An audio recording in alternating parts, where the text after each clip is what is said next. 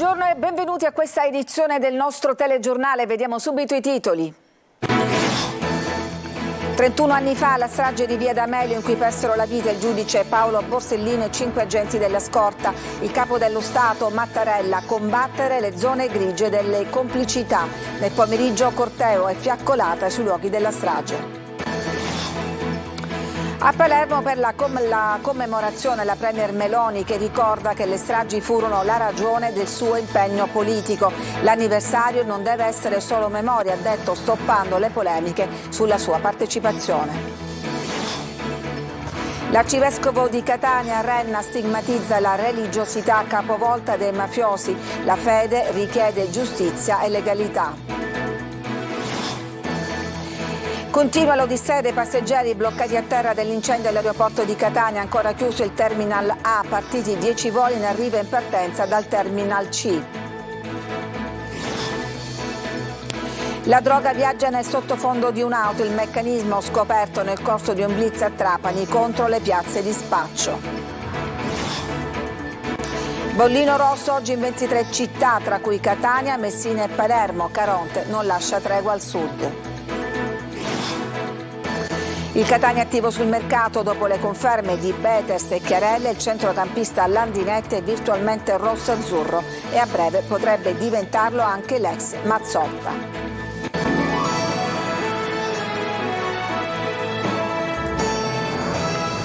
Buongiorno e benvenuti a questa edizione. La strage di Via D'Amelio è stata commemorata 31 anni dopo. La Repubblica si inchina. Il messaggio del presidente Mattarella che invita a combattere le zone grigie della complicità. A Palermo, alla caserma Lungaro, la Premier Meloni ha deposto una corona d'alloro. La cronaca della giornata nel servizio di Maglio Viola. È il giorno del ricordo a Palermo, il giorno dedicato alla memoria del 31esimo anniversario della strage di Via D'Amelio, nella quale morirono il giudice Paolo Borsellino e 5 agenti della sua scorta: Emanuela Loi, Agostino Catalano, Vincenzo Limuli, Walter Eddi Cosina e Claudio Traina. Una giornata divisa in due, sia per la presenza della Presidente del Consiglio Giorgia Meloni che per il doppio corteo, uno ufficiale, un secondo organizzato dalle associazioni antagoniste, come è avvenuto anche il 23 maggio in occasione del ricordo della strage di Capaci.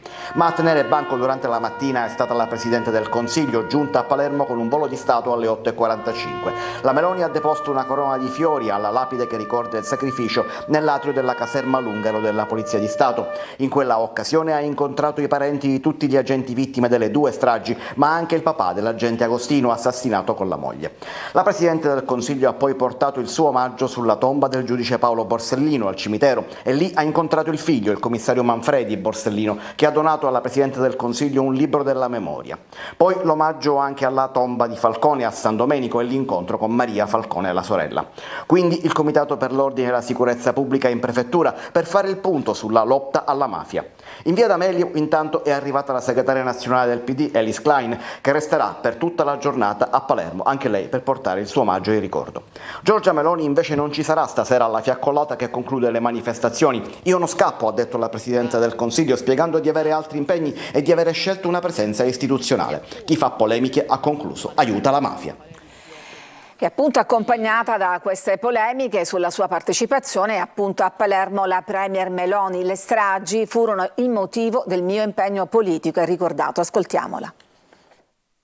Io ho cominciato a fare politica quando uccisero Paolo Borsellino, a poche settimane dall'omicidio di Giovanni Falcone, e per me Corteo, messa e concerti per ricordare Borsellino e gli agenti della scorta. La giornata della memoria continua con diversi appuntamenti anche nel pomeriggio. Eva Spampinato. L'Albero della Pace al centro delle iniziative di commemorazione della strage di Via D'Amelio 31 anni dopo, per ricordare Borsellino e gli agenti della sua scorta. Dopo la mattinata intensa che ha visto la partecipazione anche della Premier Giorgia Meloni, gli appuntamenti continuano nel pomeriggio. L'Albero Falcone di Via Notarbartolo è il punto di riferimento alle ore 15 per il concentramento del corteo promosso da ARCI, CGIL e associazioni studentesche Basta Stato Mafia, che si concluderà in Via D'Amelio davanti all'albero che ricorda il giudice Paolo Borsellino Borsellino e i 5 agenti della scorta uccisi dalla mafia. Non ci sarà la CISL, che ha preso le distanze dalla contromanifestazione organizzata dalla CGIL e da un cartello di 40 associazioni contro l'attuale governo che manterrebbe un clima pesante nella lotta alla mafia. Nel luogo della strage, intorno alle 16:30, arriverà la leader del PD, Elly Schlein, insieme con il segretario regionale Anthony Barbagallo. È attesa grande partecipazione per il minuto di silenzio che ricorderà l'autobomba nell'ora esatta della deflagrazione di 31 anni fa, alle ore 16:58. In serata è prevista la tradizionale fiaccolata della destra, alla quale prenderà parte anche il sindaco Roberto Lagalla. Sono entrati in Camera di Consiglio per emettere la sentenza i giudici della Corte d'Assise d'Appello di Caltanissetta che processano il capo mafia Matteo Messina Denaro per le stragi che costarono la vita ai giudici Paolo Borsellino e Giovanni Falcone. In primo grado il padrino fu condannato all'ergastolo. Ancora una volta il boss, detenuto al 41 bis nel carcere dell'Aquila, ha scelto di non comparire in videocollegamento in udienza. Sul rapporto tra boss e fede, l'arcivescovo di Catania, Monsignor Renna, ha parlato di religiosità capovolta. La fede in Cristo, ha precisato, richiede rettitudine d'animo, giustizia e legalità. Sentiamolo al microfono di Adelaide Barbagallo. Lei parla di una mafia e di una religiosità capovolta. Certo, perché la religiosità rende onore a Dio e non strumentalizza assolutamente nessun segno per i propri fini, meno che mai per fini così egoistici, così antisociali e contro l'umanità. Per questo davvero una religione capovolta dove il nume, dove la divinità diventa il capomafia, al quale addirittura anche la statua del santo in alcune regioni si deve inchinare, e bisogna vigilare anche nella nostra Catania. Non abbiamo certo inchini di simulacri, ma si possono prestare altri oggetti e altre situazioni nelle quali si renda questo omaggio. Questo va stigmatizzato con forza perché la fede in Cristo più che mai richiede questa rettitudine d'animo e questa centralità della giustizia e della legalità, espressioni della carità che Cristo è venuto a portare sulla terra. I ragazzini che non vanno a scuola sono manovalanza molto semplice per chi è dedito allo spaccio e alla criminalità. E sono persone alle quali si taglia le ali, perché o finiscono in carcere oppure per il consumo di droghe, che diventa una modalità con la quale vengono retribuiti, brucia il loro cervello, non li mette in condizione di affrontare il futuro in una maniera serena. Tante volte in alcuni centri di recupero, nel carcere stesso, oppure in situazioni tali nei quali alcune famiglie religiose si fanno carico, incontro tanti di questi ragazzi e mi rendo sempre più conto che occorre prevenire, perché poi è molto difficile recuperarli.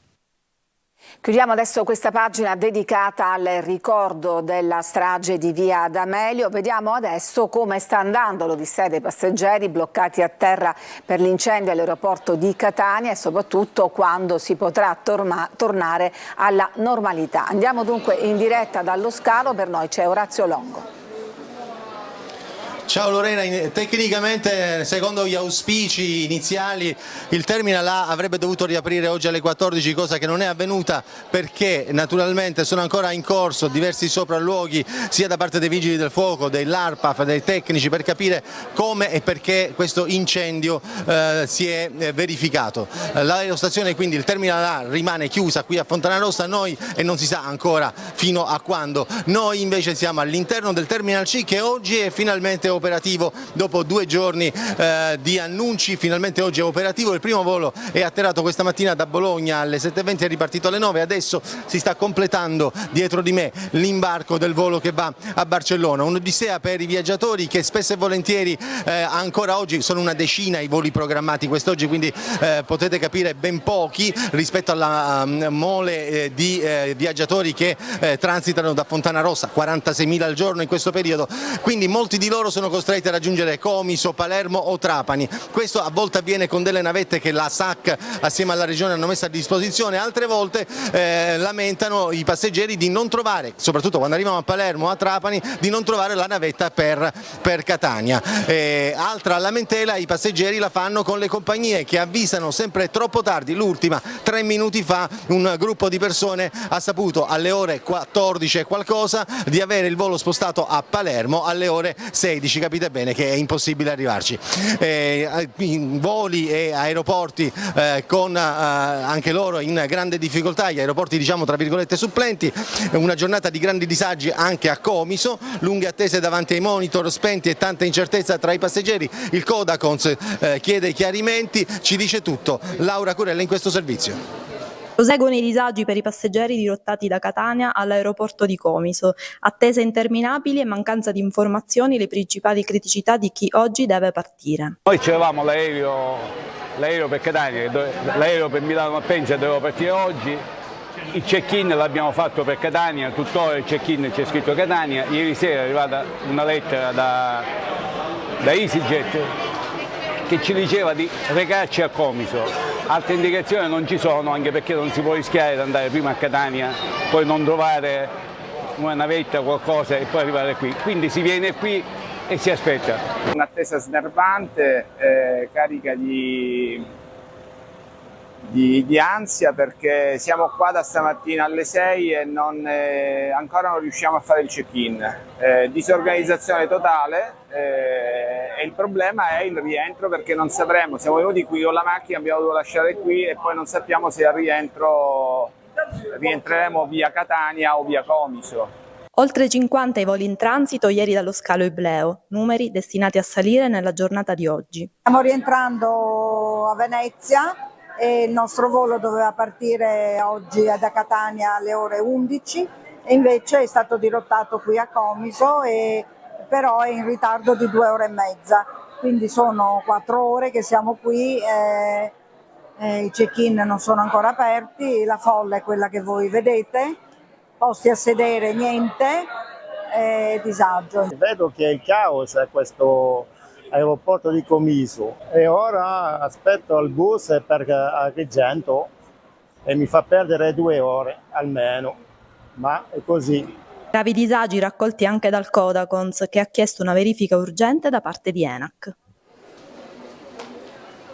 E ad aggravare una situazione già difficile di suo, la notizia che da poco è stata battuta dalle agenzie, che riguarda lo scalo di Palermo, l'accountable manager, il direttore generale insomma, della GESAP, Natale Chieppa, dice che domani, giovedì, accetteranno 20 voli ex Catania, cioè voli in arrivo o in partenza che dovevano essere a Catania ma che atterreranno o partiranno da Palermo, ma che venerdì, sabato e domenica non accetteranno ulteriori voli da Catania, nessun volo proprio da Catania. L'infrastruttura sta reggendo, dice Chieppa, ma per un aeroporto come Palermo, che ha già di suo una crescita del 15% di traffico, il rischio è compromettere la qualità dei servizi, anche perché alcuni operatori aeroportuali stanno riscontrando difficoltà per via dell'enorme traffico e per le procedure scorrette di alcune compagnie che hanno inviato voli a Palermo senza preavviso. Continua Chieppa dicendo che ENAV, ENAC e Asso Clearance con tutte le compagnie hanno già comunicato che accetteranno massimo appunto 20 voli, mentre da venerdì fino a domenica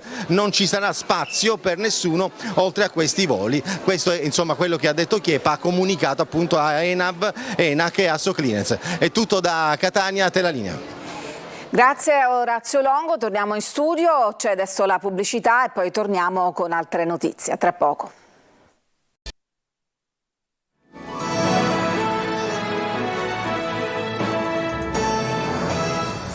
Ed eccoci di nuovo in studio. Ha perso il bambino che portava in grembo da 8 mesi. La donna, una consigliera comunale di Lampedusa, ieri si è presentata 2 volte al poliambulatorio dell'isola. La prima volta è stata rassicurata, la seconda i medici hanno constatato dei problemi e la trentenne è stata trasportata nell'isoccorso al civico di Palermo, ma il piccolo era già morto. Sull'isola ci sono stati già 3 casi analoghi. Il marito ha annunciato una denuncia.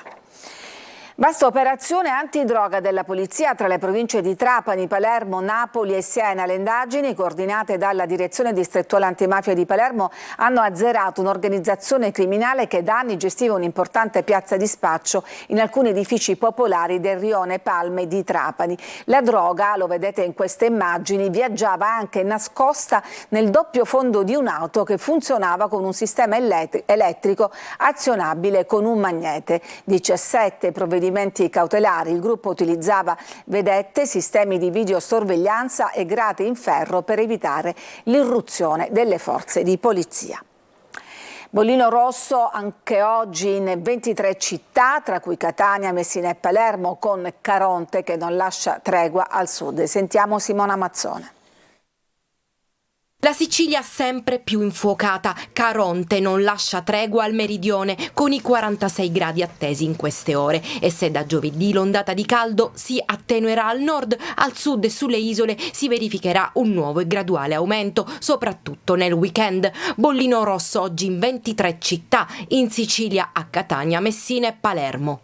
Durante i prossimi giorni, fino a metà della prossima settimana, masse d'aria molto calde provenienti dal deserto algerino andranno ad interessare l'isola.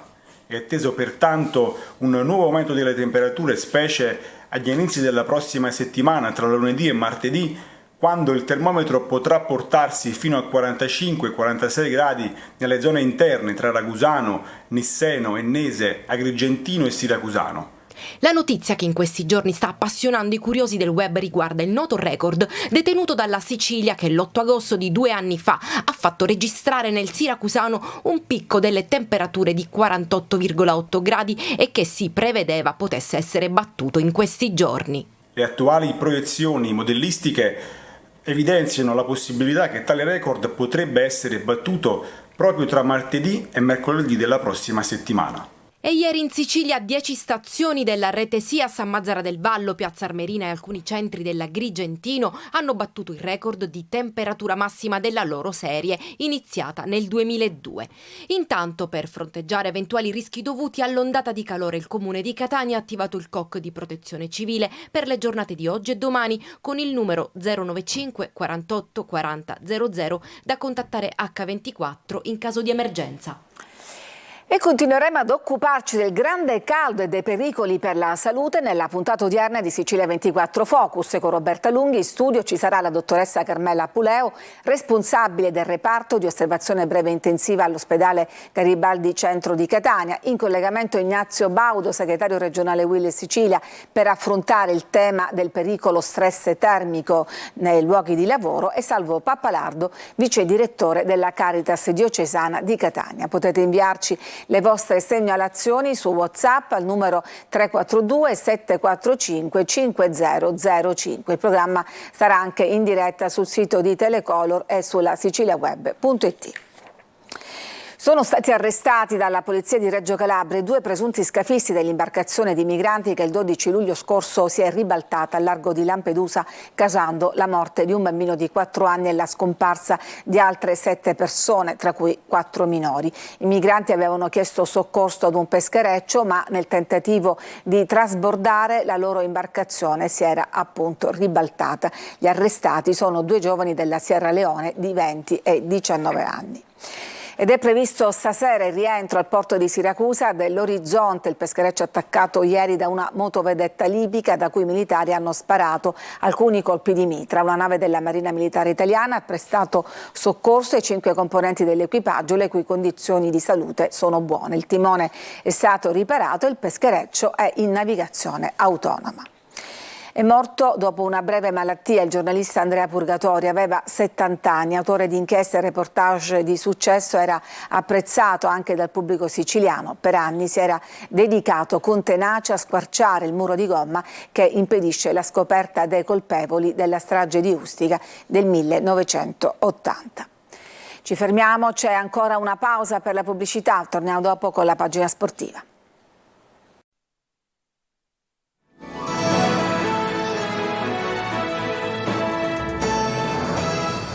Parliamo adesso di calciomercato. Il Catania è sempre attivo. Dopo le conferme di Beters e Chiarella, il centrocampista Landinetti è virtualmente rosso-azzurro. Ci dice tutto Marco Gullà. Il nuovo Catania prende forma dopo le ufficialità delle conferme di Peters e Chiarella. Un altro colpo in arrivo per il club rosso-azzurro. Da qualche ora il centrocampista Riccardo Aladinetti ha raggiunto la Sicilia, pronto per il trasferimento in rosso-azzurro, sostenere quindi le visite mediche col Catania e firmare l'accordo sulla base di un contratto che dovrebbe essere triennale. A centrocampo poi c'è anche Michele Rocca, classe 96, ultima esperienza a Novara, 3 reti e 2 assist, e poi Roberto Zammarini, altro classe 1996, svincolato dal Pordenone, mediano e mezzala, nell'ultima stagione praticamente sempre presente, e una carriera che dal Mantova l'ha portato anche a Pisa. 3 innesti di valore per il centrocampo rossazzurro nel momento in cui Lodi ufficializza l'addio. Sembrerebbe ad un passo anche il ritorno di Antonio Mazzotta, che ha lasciato il Bari del libero da vincoli. Mazzotta ha già indossato la maglia rossazzurra in Serie B nel 2015 e gradirebbe il ritorno a Catania. Per l'attacco piace Cristian Tommasini, 8 gol in 31 presenze con la maglia del Taranto. È forte l'interesse del Catania, che però deve battere la concorrenza del Crotone.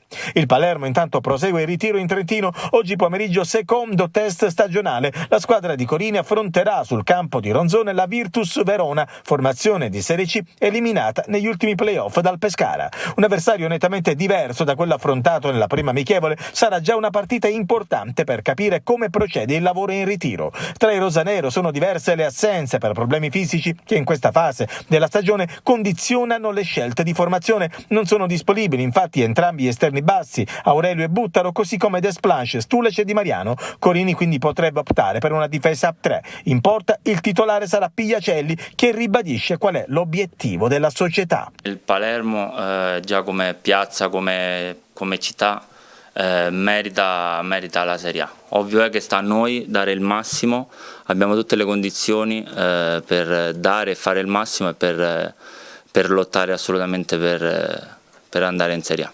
Mercato accelerata per Collocolo e Frabotta. Finisce qui questa edizione, vi lascio adesso al nostro approfondimento dedicato appunto al grande caldo e ai rischi per la salute, condotto da Roberta Lunghi. Grazie per averci seguito e a tutti un buon pomeriggio.